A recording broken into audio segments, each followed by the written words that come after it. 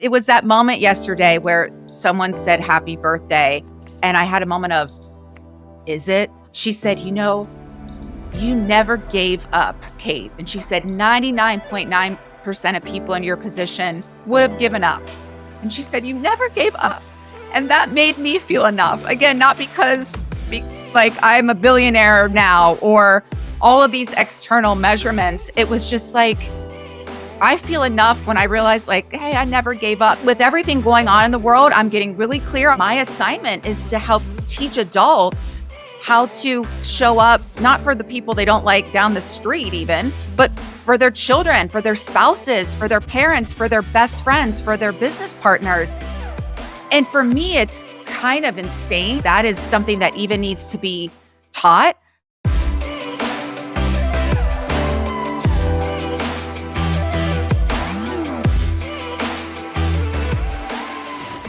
Hey there, welcome back to Rawish with Kate Eckman. Here today with some viewer questions so we can dive in a little deeper, really get to the heart of the matter. And thank you for exploring these topics with me. Let's dive right in.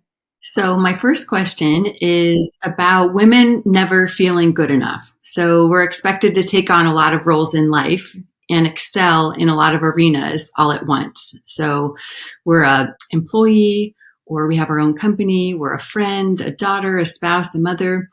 Where do you think women can look to generate authentic self-esteem and self-confidence, particularly in a world that's driven by social media comparisons, commercialism, and the notion that nothing is impossible if we put our mind to it? Ooh, wow. What a gorgeous question. So they're asking about where women can derive their authentic self-worth from and the importance of doing that. And, we're expected to be it all, do it all, have it all, and look really good while doing so. Here I am with my really overpriced blowout. That was worth it though. So where does that come from? I think we are taught that it comes from what we look like. Women, I feel like that's all that matters. Men, it's how much money you make. And then now there's more and more pressures, depending on even what kind of politics you follow or believe in, the pressures to maybe not work and be at home and be a good old-fashioned woman and take care of kids and spouse and home.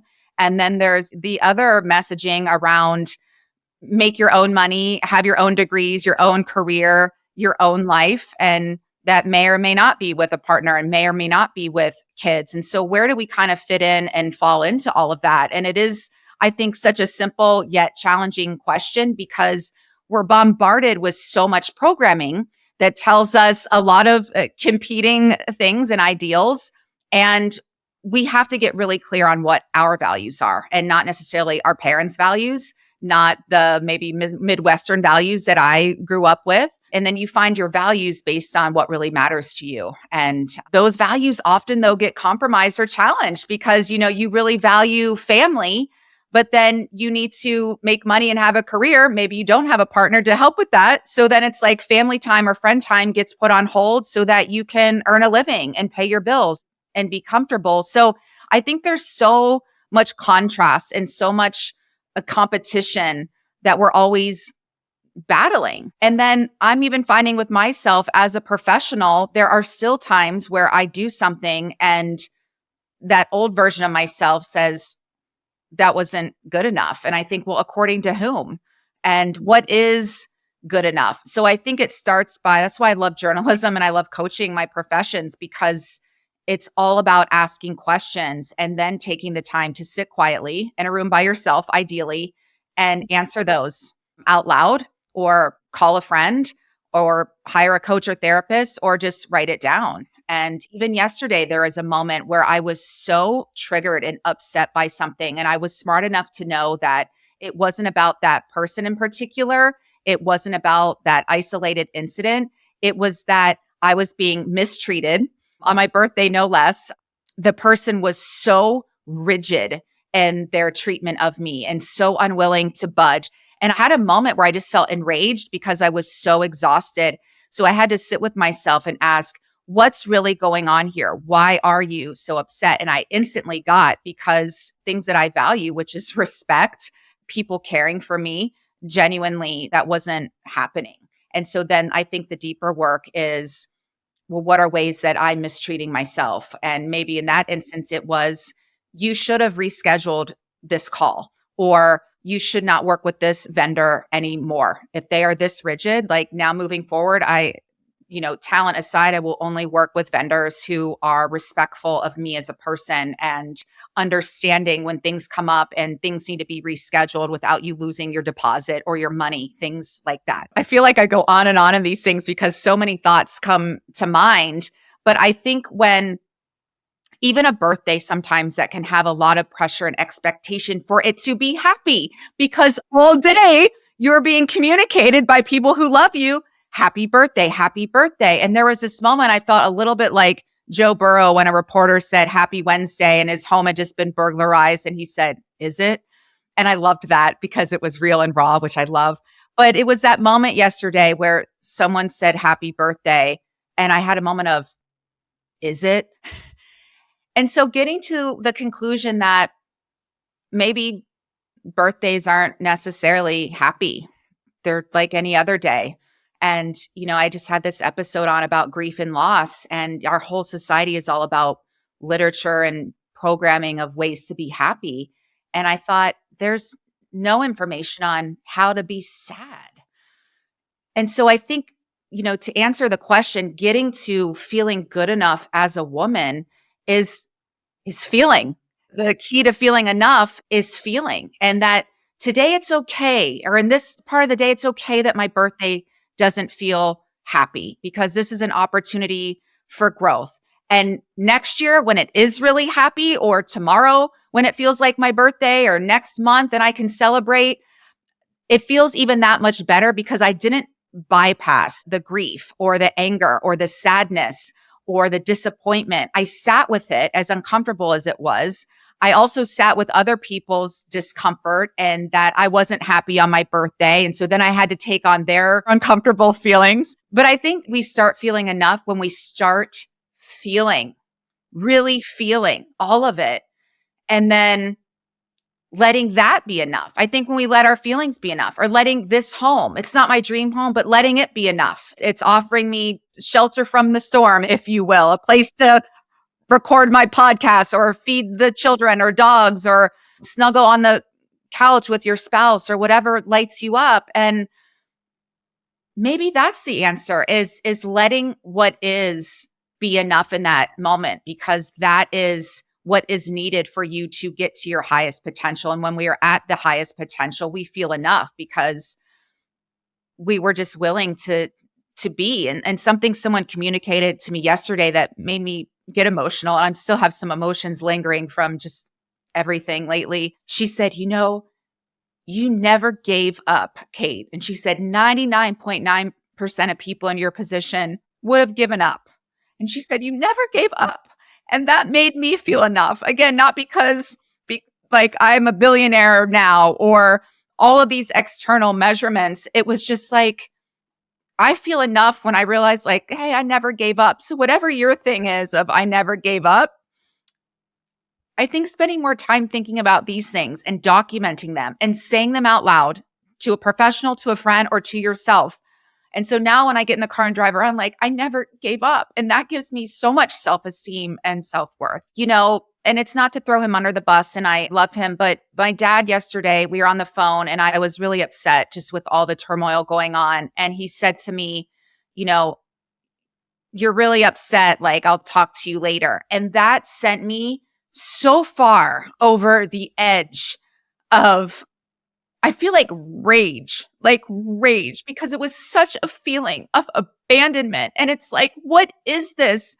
Everyone's discomfort with less than pleasant or happy feelings. And it's just like, that's what we do to the people we love. You're upset. Let me ignore you. Let me leave you alone. I've had a lot of those messages lately, like, oh, I've been letting people know I evacuated from the fires, and well, I've been giving you your space. And it's like, I want and need support, not space. And if I need space, I'll communicate that. But why do we do this to each other where I don't want to deal with you, or treating adults like they're bratty children? But why are we even treating like bratty children, like leaving them alone with their uncomfortable feelings? And so it isn't to throw anyone under the bus. Listen, we've all abandoned ourselves. So I will call out myself too. I've abandoned myself my whole life up until recently, that's heartbreaking in itself. And so it's like, now that I've noticed that and I've worked on that, I see very clearly when other people are doing that to me. And again, without making them bad or wrong, I just see how hurtful it is and I'm calling it out. And then there's another, people don't like to be called out, but that for me shows again, I am in my self-worth and in my confidence and in my love for myself because I am calling out bad behavior. I'm calling out when people hurt and then letting people expose themselves and being okay with some relationships coming to an end. Or in the case of my father, I'm never going to let that relationship end, but just using it as an opportunity to say like, Dad, this is what I need. And also being okay if he's not able to meet that need and getting it met from somebody else, especially myself.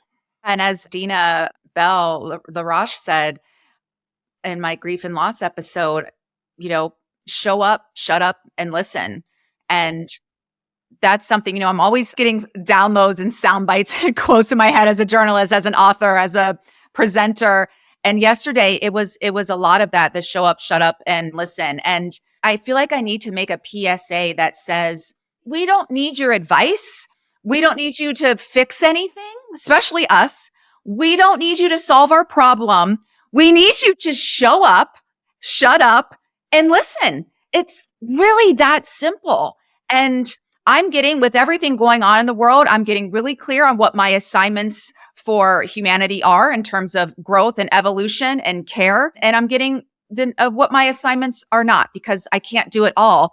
And I'm like, wow. And then I'm like, this is interesting that my assignment is to help teach adults how to show up, not for the people they don't like down the street even, but for their children, for their spouses, for their parents, for their best friends, for their business partners. And for me, it's kind of insane. That is something that even needs to be taught. But I mean, we all grow up with suck it up and, put on a happy face. You look prettier when you smile. Let it go. People don't want to even talk about it. And this is a theme that comes up again and again. And it really, we don't want to just sit in isolation all the time because we feel unseen. But I just offer to everybody right now, and starting with yourself, to show up, shut up, and listen. Or just say, hey, I'm going for a walk on Tuesday at 2 p.m. if you want to join. But just stop making it harder for the person to take on more stuff by like, well, I don't know what to say, or what do you need? It's just like what a friend said to me. Hey, I have a place for you to stay and you're welcome to stay here. Or just cleaned and made the bed for you. Hey, I'm cooking your favorite dish tonight. Feel free to stop over or let me know if I can bring leftovers over tomorrow. That actually led me to another question. So like you talked about over the past couple years, you've been doing a lot of healing work. And I was wondering how your values have changed from perhaps what you valued before that and where you think your core values lie now. Yeah, I think I used to value more of the material success because that's what we're taught. And for me, a lot of it is comfort. I want to have enough money where I never have to worry about money, not so I can purchase private jets and Lamborghinis, but so I can lend someone money if they need it. So I can invest in companies that share my values if needed. And so I think my values have shifted more from what I need to achieve or how much I need to do to get approval or validation, because I, didn't get that necessarily in the way that I needed in childhood or other parts of life.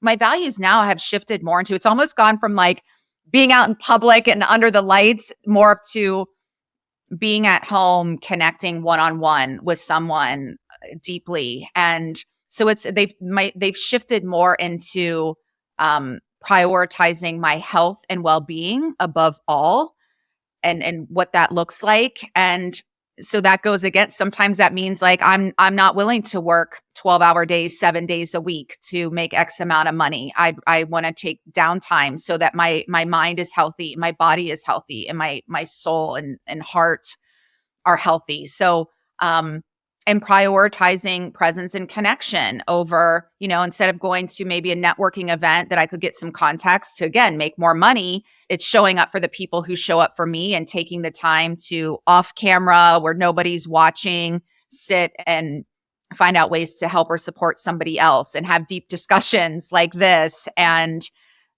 so it's valuing presence, connection, community, collaboration over, I never valued competition, but I think based on some material goals I wanted, I was in that rat race. And I'm no longer willing to do that. So it isn't magic. And I want people to know when you do really prioritize these things, you end up getting the goal, a better version of the material goal.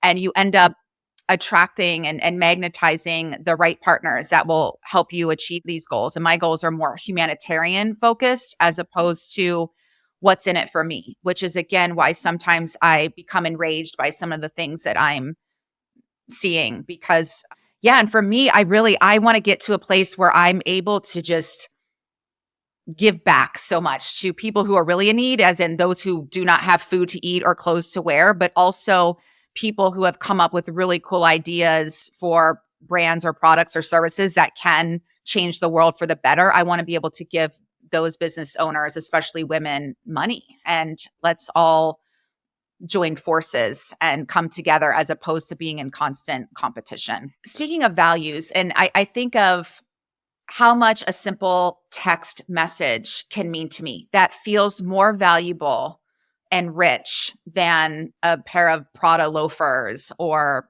Cartier diamond bracelet or something like that, because I feel seen. So it's really valuing how we make other people feel. Because if I'm able to make somebody else feel really seen and really valued and really heard and really beautiful and really intelligent and really compassionate, it means that I've spent enough time cultivating that within myself. So I have that to give. I'm noticing now, without shaming or blaming anyone, because there is so much to manage right now. And I think everyone is over capacity. So there's less to give to a friend or family member because people are just trying to stay afloat. But when you do value and prioritize taking care of yourself first, whatever that looks like, and finding more ways to do that and asking around and watching shows that help you discover that, then you have more to give regardless of what's going on in your personal or professional life and the world at large. And so, but I think noticing, or gosh, this woman wrote me a text and it made me feel so good. Okay, why did it make you feel so good? What did the person say to you? And it's like, they just reflected back your own wisdom to you. I think we don't see ourselves clearly, even if we are deep in the transformational work, personal development, self-aware, we still don't see ourselves clearly. There's still that part of us that hangs on to some comment someone said or something that happened 20 years ago that it's like, oh yeah, you're right. I'm not good enough in that, or whatever the lower vibrational thought is. But birthday is a good example, which I just had one. And you see just the kind of messages that people send, and even just taking that extra 30 seconds to reflect back what you admire about that person is so special. So if you're listening to this right now, please take 30 seconds to a minute to send that note to someone, birthday or no birthday. And I think that boosts our self-esteem as well. One of the other things that you've talked about is being a champion of truth and why it's so important. So I was wondering how you've been able to sit with reality and all of its good and bad and in between parts. And instead of operating from a diluted place of how you wish things were sometimes, how do you operate from true reality? I am a champion for the truth. And I think it's so important to sit with the truth, to get really clear on what is true, first about yourself. And that can be really devastating and heartbreaking and disgusting and glorious and beautiful and juicy. It's going to bring up the full spectrum of emotions. And so I see why people avoid it. But the incredible thing about the truth is that it just opens your whole third eye chakra, if you will, where you get to see yourself and other people and the world really clearly. But then that's scary too, because then you have to come to some harsh conclusions that this person I love may be a narcissist. Maybe I'm a narcissist, or this person I'm working with is a con man, and my whole life is going to be disrupted. I'm going to have to give up all my income. I might be deposed. I might have to be in a court of law talking about my experience with this person. But you can't unsee, like, the truth is independent of our belief in it. We can pretend, and I think that's the drugs and alcohol and everything else is so prevalent in our society. I think people are seeing the truth and trying to pretend they don't see it, whether it's about themselves, their marriage, their parents, their kids, their president, their whatever. But when you see the truth, then you get to do something about it that's going to move you to a place of peace. There's no peace without the truth. You can only pretend for so long. Some people are brilliant. You can try to train or trick your brain. There's ways to do that all over the internet with all the mindset coaches and authors and speakers. And they usually talk about doing it to manifest abundance and all those things, but there's training for the brain. But what I have learned so crystal clearly is that the body keeps the score. There's a great book about that, and it's come up in a few of my episodes. And I'm working on getting my body and my mind to really work together because, for instance, my body will say, this person is an opportunist and they are trying to use you and take advantage of you. And I get the like, ugh, stay away from that person. But my mind is like, oh, that's not nice. That's so judgmental. They're so nice. They're always asking you to lunch, or they're a good person. And so you go to lunch with that person and maybe go to lunch again. And then the red flags are flagging. Your stomach hurts. Even as I talk about, my stomach is bloating. My stomach is upset. I feel sick to my stomach. It's that feeling of disgust. Or something may happen, or people say, stay away from that person, and you may get involved and then you experience consequences and your body's like, I tried to tell you all along. So I think the quicker that we can really embrace the truth, again, that leads back to confidence and self-esteem. It's good to know where you stand with people, and then you can make informed, conscious, intentional decisions from that place. That's empowerment. The truth is freedom. It is liberating, and it's on your side. The truth is here to work with us. And even we're talking, my stomach is like really upset, which is interesting because I think it's pointing to those times where we go against the truth and how self-abandoning that is, where now I've become so sensitive doing all this work that my body will tell me instantly. And yeah, it's not worth it. There's another point I was trying to make here. I'm getting kind of lost in the thought because it does bring up those times where I abandoned myself. It's painful, but it's so powerful. It is really our teacher and best friend. It's one of the other ideas that's kind of traced through some of your podcasts is the idea of being lovable and worthy of being treated well.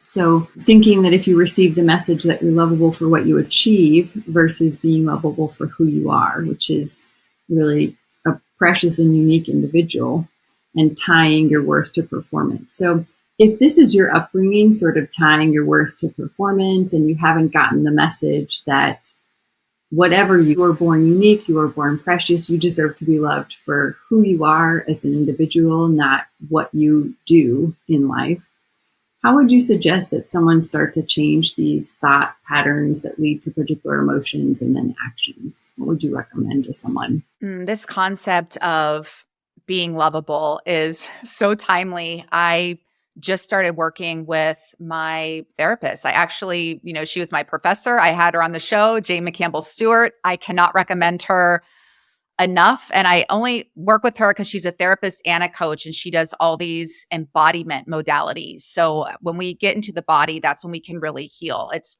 for me, talk therapy is just kind of ruminating, and it isn't for me. But when I do any embodiment practices, that's when I see instant results. And you feel like you did 10 years of psychotherapy in 1 hour. It's so powerful. And it's so interesting. You bring up the concept of being lovable because we did this exercise where you say it out loud. I am lovable. And on a scale of 1 to 7, you answer with your mind and your body. So my mind is as a 7. I'm like, of course I'm lovable. Like my mind, my conscious mind really believes that. There's also our subconscious mind, which, calls the shots that we have to contend with. And Jane was tuning in and she had a pendulum. So she was tuning in too. So I couldn't, pretend, not that I would, but my body was not at a 7. And that broke my heart because I'm like, no, I am lovable. I'm like a golden retriever puppy and I have so much love to offer.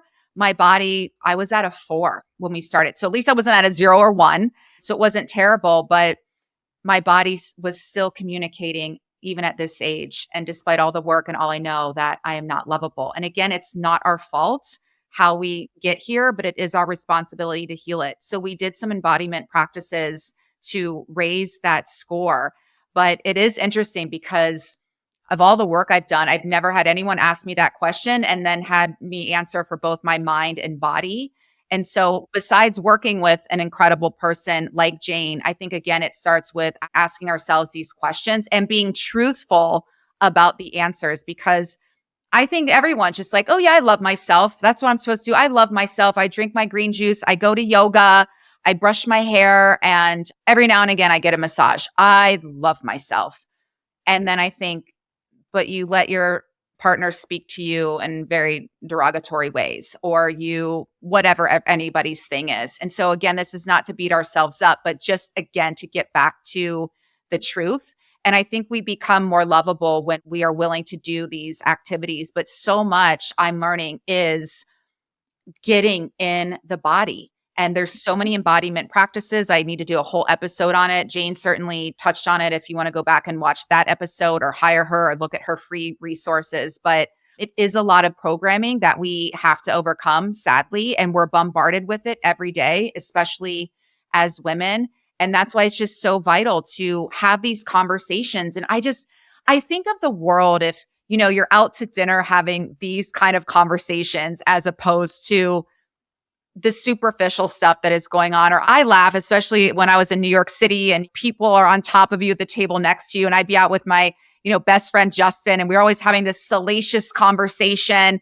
And I'm like, why are all the people sitting next to us always silent? And I'm like, because our conversation is way more enlivening than, their 20-year marriage talking about like what the kids had for dinner or whatever. And so it is kind of that notion. It's, even these conversations, I can find like, I'll kind of want to whisper at restaurants because I can feel people kind of like, what's she saying over there? Or like, what's she going to say next? Or what are they talking about?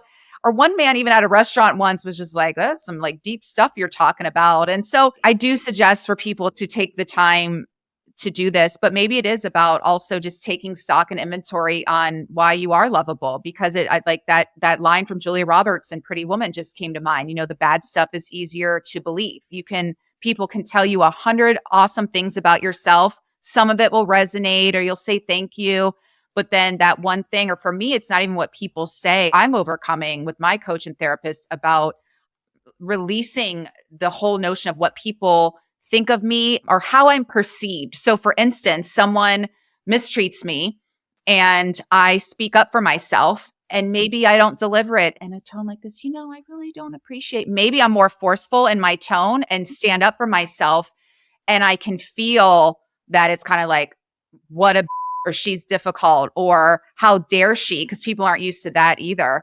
And that's why there is so much done in the world to really keep, especially women, like pressed down, like know your place, quiet down, calm down, look pretty, all of that sort of language. So it is an act of rebellion. And as Audre Lorde, I have her right here, Audre Lorde would say, it's an act of political warfare even to care for yourself, not because it's self-indulgent. It literally is political warfare. So this is going to take some revolutionary thinking. This is going to perhaps upset a lot of people in your life by taking this approach. But then, what are you here to do? And how do you want to show up every day for yourself and others? Because again, when not just in your mind, but in your body, you are lovable. I'm telling you, the day after I did this exercise, I was running a bunch of errands. I was all over town.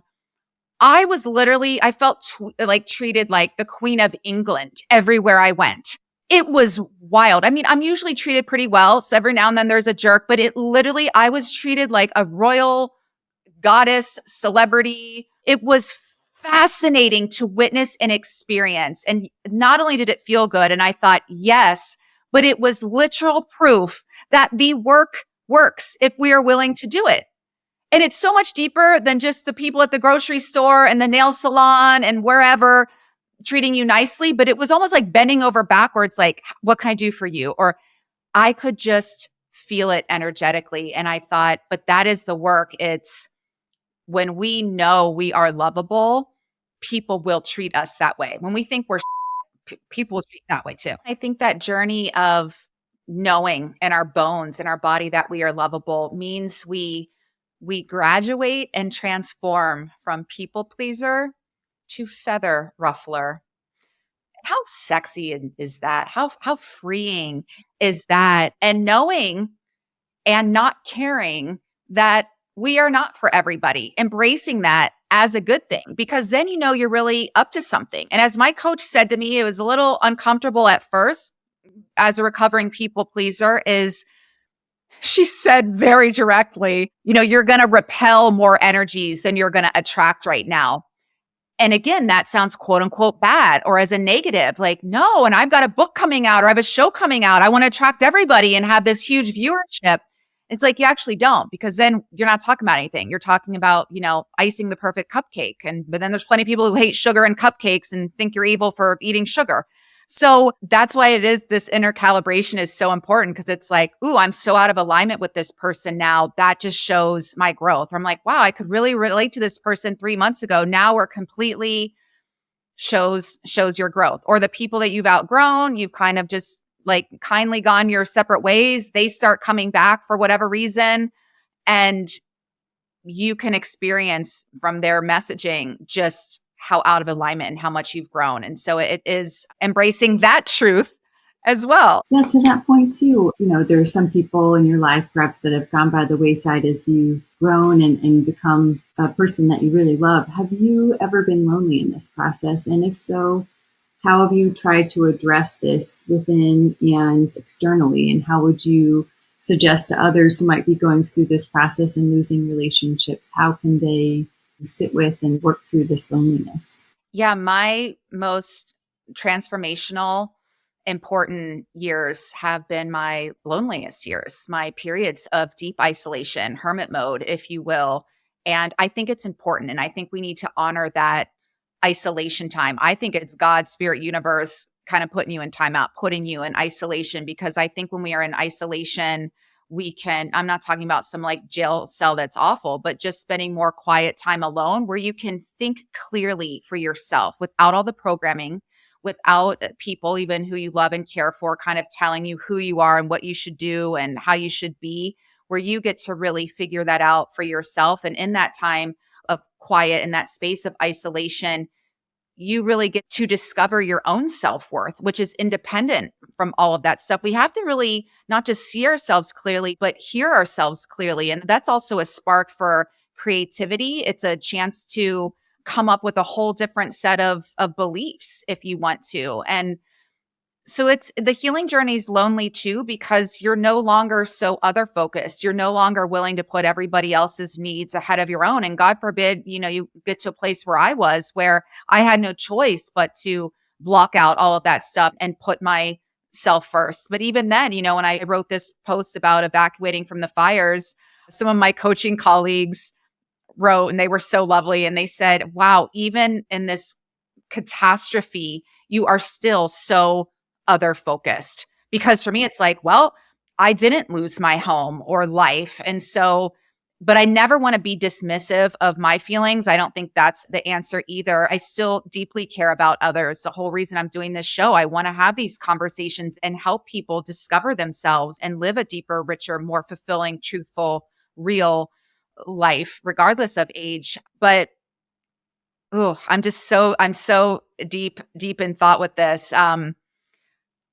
I think it's just like any journey or venture, there's going to be moments you're going to be very tempted to throw in the towel or give up. And I think a lot of people are horrible at being alone, which is prevalent is the people who stay in relationships. I hear all the time, like, well, I don't want to, this isn't working, or this person isn't treating me right. I'm not happy, but I don't want to start all over. And it's like, well, A, why not? And B, how about just have that beautiful, gorgeous relationship with yourself? So I think people are scared of that isolation because when you're in isolation, you're alone with your thoughts. And that's why I love philosopher Blaise Pascal said all of humanity's problems stem from man's inability to sit quietly in a room alone.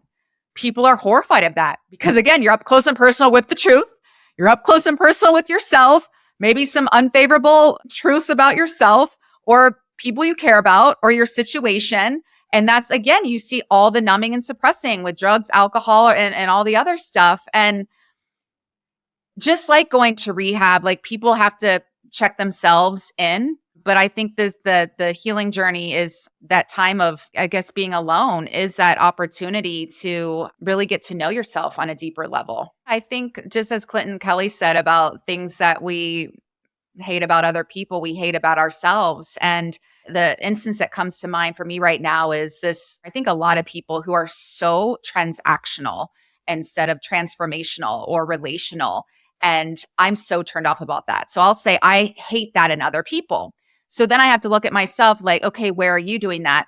And I really don't roll like that. And I was never a huge transactional person, but certainly there's been times when you're in your 20s or younger in your career. And yeah, you want to befriend the executive who can hire you or help you. Like we've all been there and it's part of our journey and we need to do that.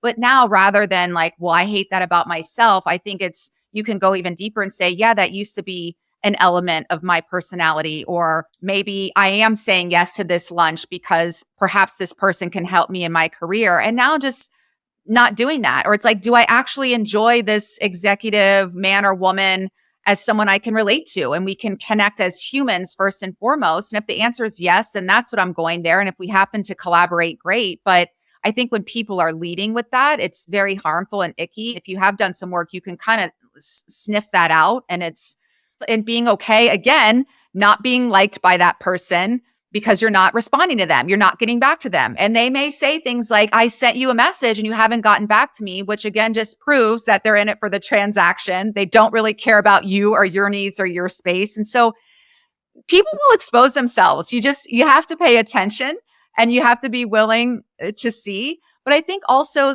I think of, I'm often not as much so anymore, but I will get triggered by women who don't work, for instance, who are out here, maybe, being in Los Angeles and they're 20 something and they're with, some 60 something. And it's, so again, but the man is using them right back. So they have their own agreement that has nothing to do with me. But I get so turned off by it, because of the women way before us who worked really hard so that women had some rights and some equality. And I'm like, man, you're taking the women's movement back. And then I think as someone who has suffered from low self-esteem, didn't even know it, and all of that, I'm like, clearly that's a woman with low self-worth who thinks that her only value in the world is what she looks like or what she can offer to a man sexually or otherwise. So that's something for me. Maybe there was a time in my life I thought that was my worth and that's what men wanted.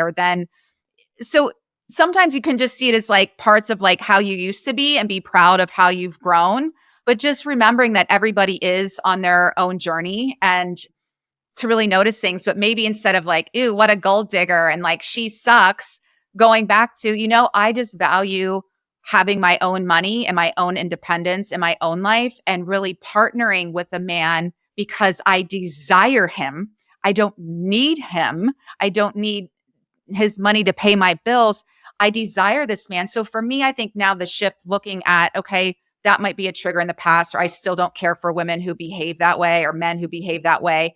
But then how can I double down on what I value? So now I think just having that follow-up question for yourself, noticing, and maybe just kind of noticing instead of it letting you be enraging, or like the person who mistreated me yesterday, okay, let's notice it. And then we won't work with them again, or I will only partner with this type of person, and vet people out a bit more. So some of life's issues and challenges, at least for me and possibly for other viewers, come from fear. So how in yourself do you recognize the physical signs of fear in your body? I think some of your guests on the show have talked about, and you've talked about like the body and mind and heart connection. So what does it feel like when you have fear in your body? And how do you actively try to exert courage? And have you practiced this in meditation or possibly another modality? I think we feel fear in our bodies first and foremost. And for me, and I think it's good when you do feel it in your body to notice where you feel it so that you can get even more up close and personal with it. For me, even right now, I feel a little still unsettled by my environment. And so I feel it in my stomach.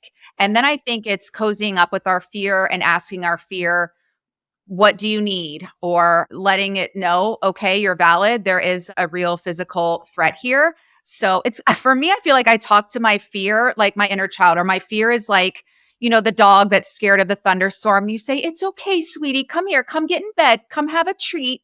And it sounds funny, but I take that level of care. It's like a little puppy.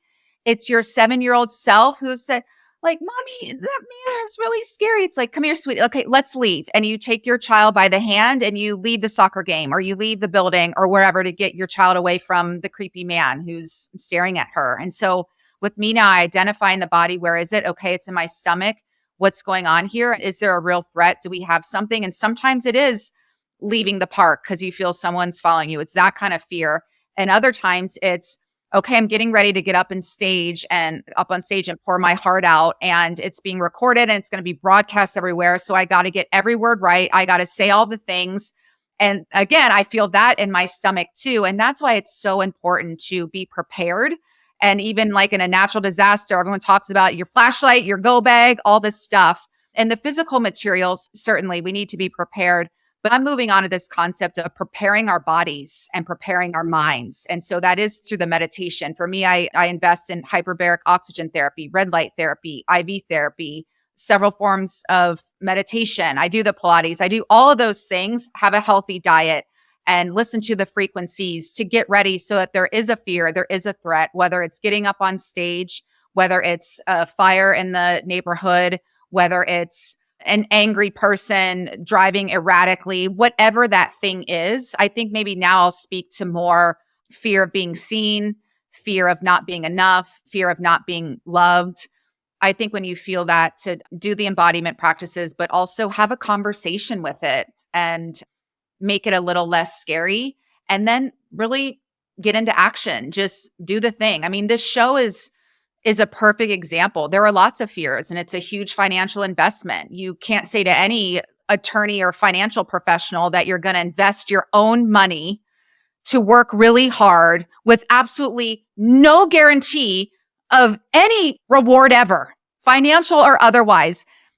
So you got to keep it all to yourself, because even the supportive friend will be like, well, how are you going to monetize it and all those things? And it's choosing to know that you will be rewarded for your pure intentions, for your commitment to the betterment of the collective, and putting your whole heart and soul into something. How can it not be rewarded in some way? First, the reward is me. I mean, I don't need to give facts and a deck to present to an investor that this show works. I can feel it. I have been transformed by the conversations I am having with my guests, by the feedback I am getting from people. My body is like, this works. Like, this works. You can change the world one conversation at a time. One conversation can change your life. What a concept. So and so it's just being crazy enough to do the thing that you're called to do, because it is like that constant nudging of, even I went back, I text myself sometimes so I don't forget things, or I'll get a download like, ooh, that's a brilliant blog idea, or ooh, that's a good soundbite or quote to post later. And I went through old text messages looking for something. And almost a year to the day that I launched Rawish, there was a text in my phone about creating a video podcast about helping humanity heal and evolve with like real raw conversations before any of this was even officially born. And I thought, wow. And that just made me so proud of myself. So instead of being in a fearful place of, well, what about the bills and the money and the this, and I don't have 100 million downloads and I'm not number one on the list or on any list. It's like, look at what you've done. And going back to text messages and friends, a friend of mine who owns a meditation studio where I came up with the idea for Rawish sent me a text just saying, what like an incredible, I forget the language she used, just remarkable year that you have just had. Again, not because I made a certain amount of money or all of those things, but just what we're able to do when we just are scared and hear all the professionals tell you this isn't a great idea for whatever reason, and you just go for it. Then it's like the fear is like, aren't you scared of me? And I'm like, you're ridiculous. You're like this little minion peon, like character. Like you don't even have like two eyes. Like sit back down. It's like a cartoon character. Like, aren't you scared of me? I'm like, I think you're scared of me and rightfully so. It's like, you take back your power. You take back your power. I mean, can you even think? I mean, I was going to even bring up Taylor Swift, who's in a whole other stratosphere, but think of your favorite song or movie by your favorite artist. And can you imagine if, I'm trying to even think of the song I want to bring up right now, but can you imagine if that artist thought, this is scary, or what if nobody likes this song? Are these lyrics good enough? Is this melody strong enough? What if I never make any money from this? What if this never, I'd be like, you're gonna rob me of my favorite song ever? This song saved me when my friend passed away. This song, I walked down the aisle at my wedding to this song. Like this song gave me the courage to live my dream life. It's like, who knows? Or like a project you want to start and it saves 500 dogs from dying or whatever your thing is. It's like, can you imagine if you didn't do that because you were scared? When you say it out loud, that's why these conversations are so powerful. When you say these things out loud, they sound so absurd. And as I like to say to people, if you can't do it for yourself, do it for the person that doesn't have your opportunity or privilege or any voice. Or, I mean, there's women in the world who aren't allowed to speak at all, let alone publicly. I don't have 5 cents to hire anybody to help them put a show together or do anything. And so when I get stuck, I think of those people and I think of the people who are willing to put themselves out there who have changed my life. So then it's like the fear just looks and feels so dumb. And see, I'm even feeling my stomach like kind of lighten and just loosen the tension. It's just, it's so dumb, fear. Let's say you want to create the healthy dog food. It's just, and you're the only person who uses it. It's like, aren't you and your dog worth like fighting for? Isn't your dog's health worth it? And then the creativity that comes from that, the knowledge that you learn, the new best friend that you may meet because of it, whatever it is, just the satisfaction and joy of creating something that matters to you at least. Question about the gifts contained in our disappointment. So things that perhaps you've learned from things in your journey over the past couple of years that maybe haven't gone the way you thought, or the fact that growth really comes from our valleys and not our peaks. Yeah, I think there's so many gifts contained in our valleys rather than our peaks. And disappointment is such a gift. And I've been working on this recently too, where let's say you have someone who has a narcissistic parent, spouse, sibling, business partner, whatever. And so rather than the whole, oh, this narcissist messed me up or caused me this pain or made me have low self-esteem or any of those things that can be valid, it's what's the gift of this narcissist? What's the gift of this natural disaster? What's the gift of this health diagnosis that is scary and potentially life-threatening? And I think when we start looking at from that perspective and you think, okay, let's say the gift of this narcissistic parent is that I am on a quest for the truth because a narcissist will tell you they love you and then mistreat you. So there's a constant sense of confusion and anxiety and stress about what's really true because your mind and body are at odds. Or what's the gift in the natural disaster that has caused disruption, fear, stress, in some cases, people losing loved ones, losing all of their belongings. What's the gift here?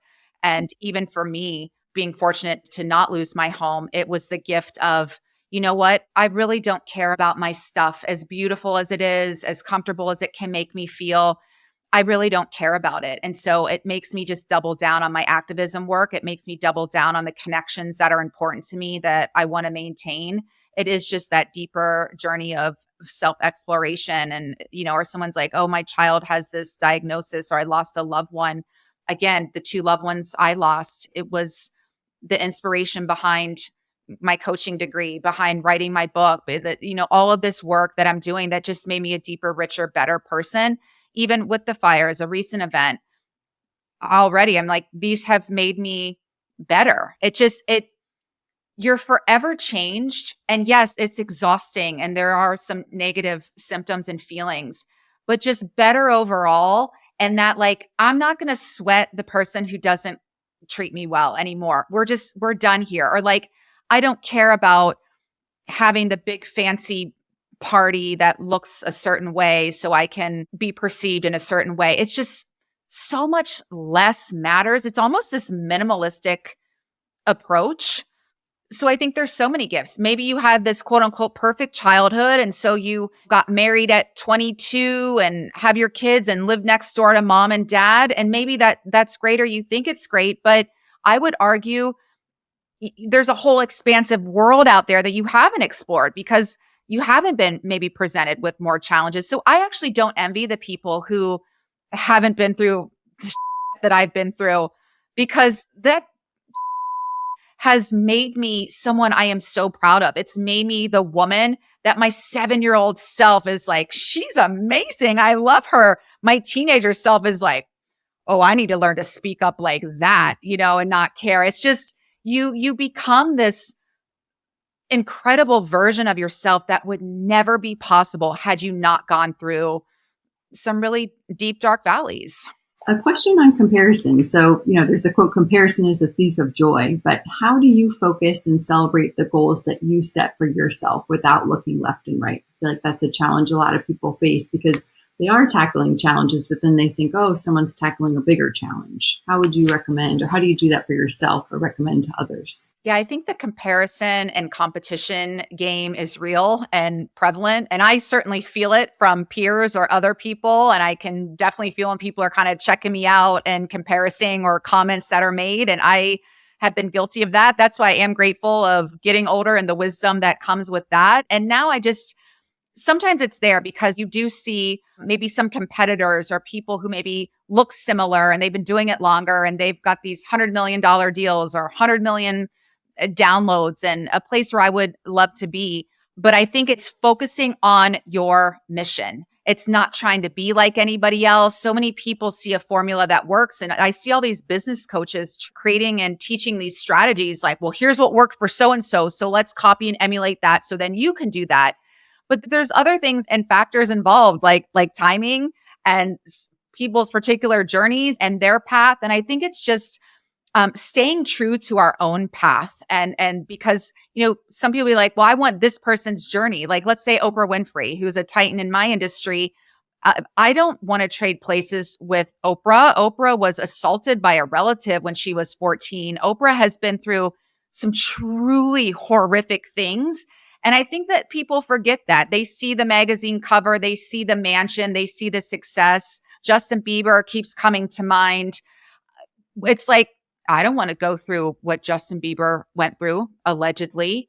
A lot of beauty, talent, success, but there's been a lot of darkness there. So I think really focusing on what makes us unique and what we have uniquely to offer the world, and stay focused on that. Because when I'm in my joy of these conversations, I just trust that it'll get to the right people. And maybe not in the first day, week, month, or even year, but I think it happens more rapidly when you stay connected to your truth and your mission and don't try to do it like anybody else. And I think of that for my show too, because I dealt with some challenges in the beginning. And even from one team I was working with very briefly and had to discard them very quickly.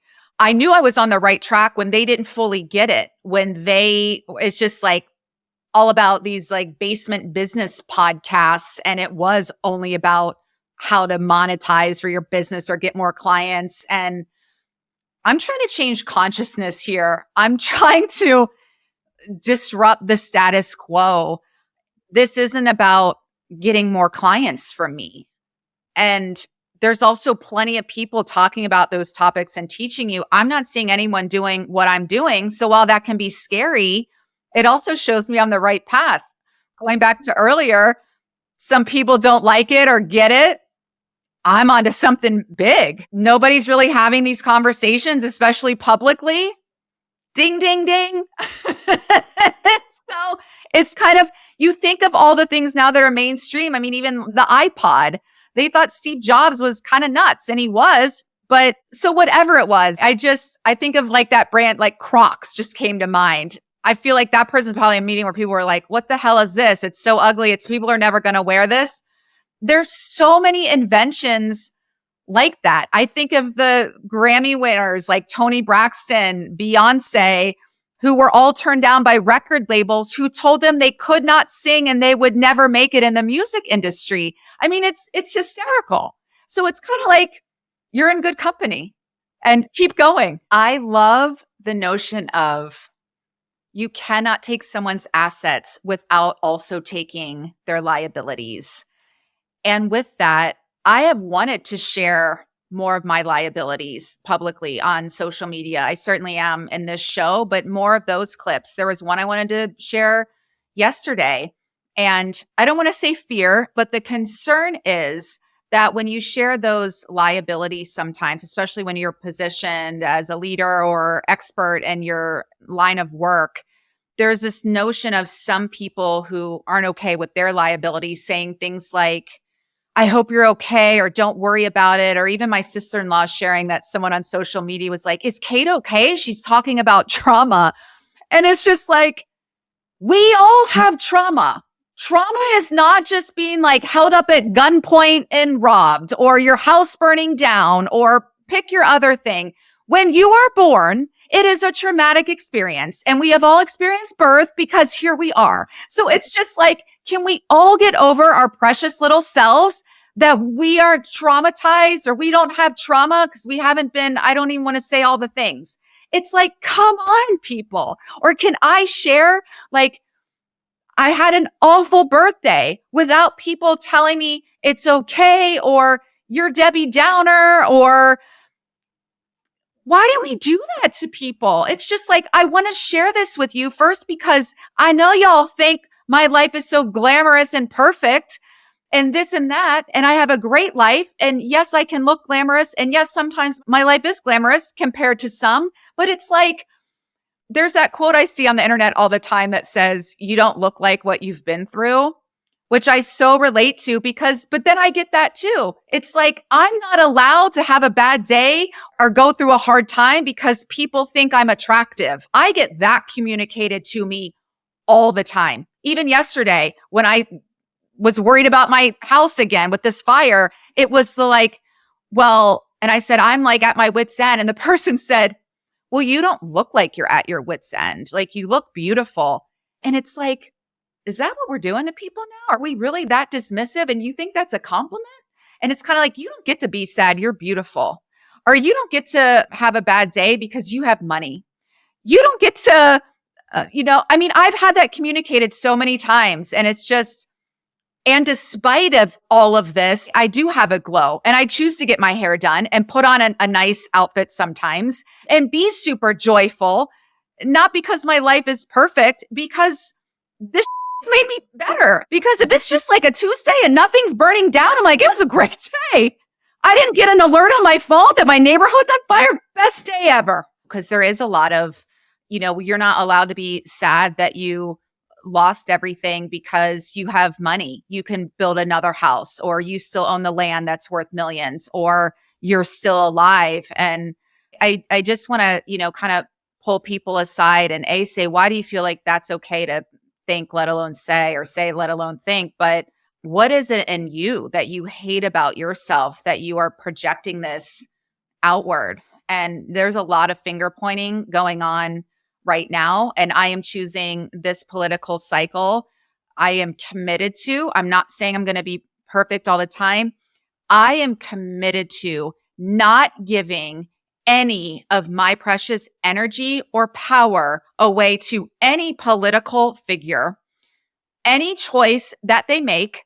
I want to be informed on what's going on so that when I see it, I know where to put my energy in terms of combating the problem or helping to remedy something that I don't agree with that is hurting people, or having conversations like these so that we can talk about topics and issues that matter. But I am no longer willing to sacrifice my energy or power. Again, we talk about gifts in the valleys, gifts in the tragedies.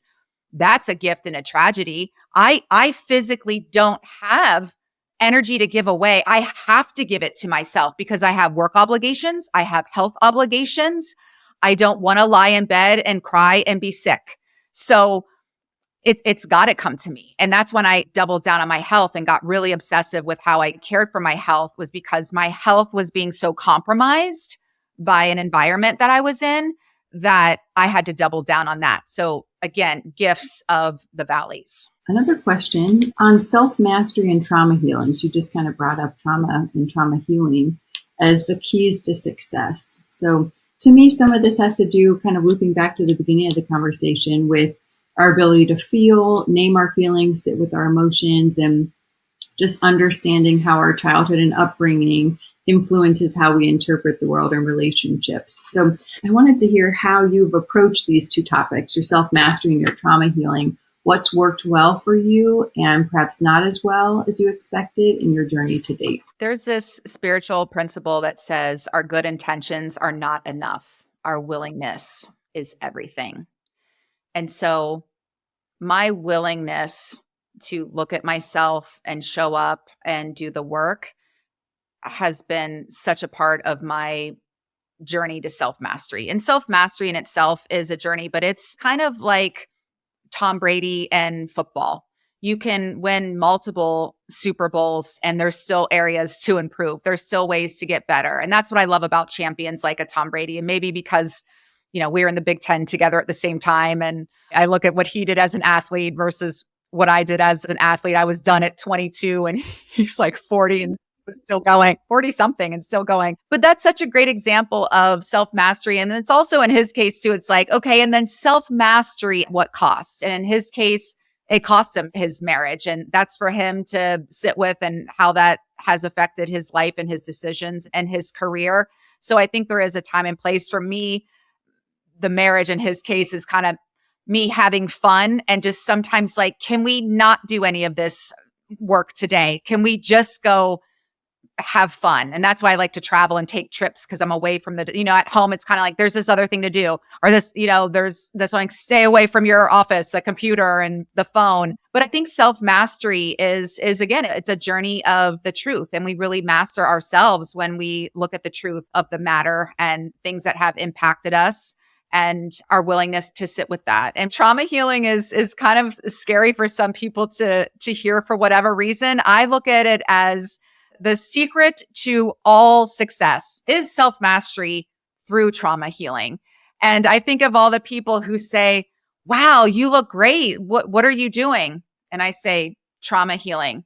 Oh my gosh, you did this achievement. Congrats on this success. How'd you do it? Trauma healing. Oh my gosh, you're dating the most incredible man. Like, how did it happen? Trauma healing. It's all these things that people want: the money, the success, the looks, the ageless, everything. Like, yes, you can do some other things, but it really at the root cause. My first episode was with Dr. Shaw talking about functional medicine, getting to the root cause of why we're sick, not just putting a Band-Aid on it, not just taking a pill to alleviate a symptom. Why are we really sick? What's going on? And that's in me. It's like getting to the heart of a matter. Like, why did I keep dating the same person over and over again that was emotionally unavailable? Why am I not feeling that I am lovable in my body? Going to the root cause. That has been everything. And I feel like nobody really wants to hear that, because it isn't a pill or a shot that you can take. It isn't a quick fix. It isn't a little weekend workshop that you can take and get all the answers. It is it is the most challenging, worthwhile work you will ever take on. But I love it. When I think of trauma healing, it's like people who love to go to their Pilates class. Like trauma healing is better than Pilates class for me because you're getting rid of all the muck and discovering the treasure. It's like there is like $1 billion pot of gold underneath all the mud. You just have to be willing to like get dirty, which I don't like. I'm a little prissy and I got my nails done, but like get through all the dirt. I'm like, oh my gosh, there's like $1 billion worth of coin here within little old me. And then it's just like, wow. And then, so then you're all excited, but then like some mud gets put back. You couldn't get all the treasure out, or you didn't know to like kind of take it out and like some more mud gets on there, but it's like, okay, let me have another session or this thing came up. And so it is just this beautiful, and even as I describe it that way, it sounds like a video game, or I got Pirates of the Caribbean, where it's just like, you got to get through all the crazy pirates who are trying to like take you out. And then it's like, oh my gosh, the treasure and just how beautiful it is. And that it's like yours. It's like physical fitness. It's the push-ups and the burpees and all of that suck. And your personal trainer can't do it for you, but then you get the reward, you get the results, you get the strength, you get the fitness. And that's how this feels. And so I feel like a spokesperson for trauma healing and making it more mainstream because I see the suffering around me and it is horrifying. Really, really good, smart, kind people destroying themselves, their marriages, their relationships, their lives because of that unhealed, disowned trauma from daddy or mommy or whatever it was. And it's heartbreaking. But again, you can't force people, but you can have conversations like these and you can create content and programming like this and hope that it gets in front of the right people who need to see it. Or one thing that I say, or my guest says, sparks something in them that they're at least willing. And here's the resources. Please call me. Please email me. I want this for people so bad. And it's almost that may we be generous out of self-interest because I want to have conversations like this. I want to hang out with healthy people. I want people to have the tools to be able to celebrate each other and show up for each other's pain. You can hear how passionate I am about this. It's the key to everything. It isn't money. We've seen that money is not the solution. We see the harm it can actually cause. We see that this perceived power based on a position is not the answer, that it can cause more harm than good. I'm going to hang on to hope and I'm just going to keep leading by example. And that's why I'm hoping and praying for the air quotes, huge level of success for this show, not because of any sort of financial wealth. And listen, I like nice things and want to live comfortably as much as the next person, but so we can just have a different cultural norm. I mean, I go to football games and I see the way people drink and eat. And I just like, wow, a culture of it's normal or okay or even appropriate to have 15 drinks in an hour to watch a football game, but nobody wants to talk about trauma healing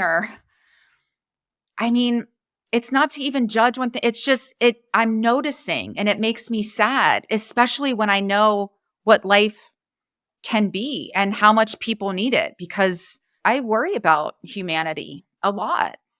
Keeps me up at night. It wakes me up in the morning ready to go, but it keeps me up at night. Yeah, I think it is hard because I think people know it's going to be painful. But like you said, even with something simple like an exercise journey. Yeah, and willing for it to suck at first. Like even me, I was so disciplined with my fitness up until this past month. And I can feel it in my body or in some of my irritation when I deal with some nonsense because I haven't been walking outside because of the fires and I haven't switched to my new gym yet fully. And also I'm feeling tired and worn out.